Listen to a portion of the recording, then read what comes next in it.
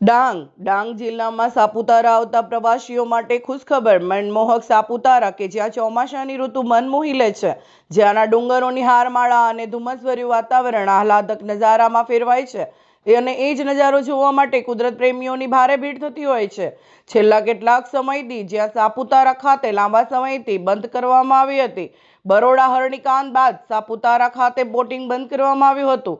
ડાંગ વહીવટી દ્વારા પ્રવાસીઓની સુરક્ષાને ધ્યાનમાં રાખી યોગ્ય ચોકસાઈ બાદ બોટિંગ એક્ટિવિટી ફરી શરૂ કરવામાં આવી છે।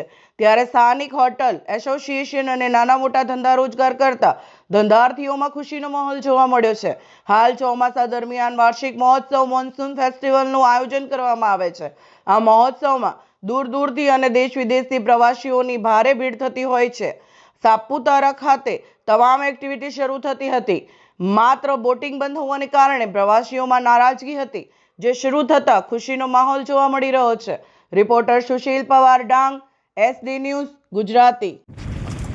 આજરોજ સાપુતારાના સર્પગંગા તળાવમાં બોટિંગ પ્રવૃત્તિ શરૂ થવા જઈ રહી છે, જે બદલ હું થોડું જણાવવા માંગીશ કે ગયા વર્ષે જ્યારે વડોદરા શહેરના હરિણી તળાવમાં જે કરુણાંતિકા સર્જાયેલી એના સંદર્ભે પ્રવાસીઓની સલામતી અને સુરક્ષાને ધ્યાને રાખીને સાપુતારા ખાતે પણ બોટિંગ પ્રવૃત્તિ ગયા ઓગસ્ટ મહિનાથી અટકાવવામાં આવેલ હતી। ત્યારબાદ પોર્ટ એન્ડ ટ્રાન્સપોર્ટ ડિપાર્ટમેન્ટના જે નોટિફિકેશનથી Gujarat inland vessels rules 2024 notify થયા, એ રૂલ્સની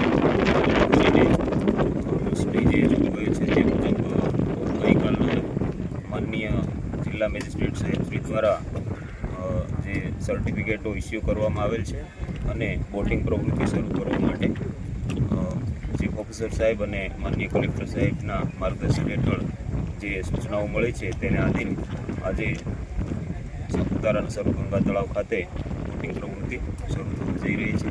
આશા કરીએ કે સાપુતારા ખાતે આવતા તમામ પ્રવાસીઓ જે સૂચનાઓ છે, જે અહીંથી માર્ગદર્શન આપવામાં આવે છે તે મુજબ ફોલો કરીને સર્પગંગા તળાવમાં આનંદથી બોટિંગ પ્રવૃત્તિઓ માણે તેવી શુભેચ્છાઓ સાથે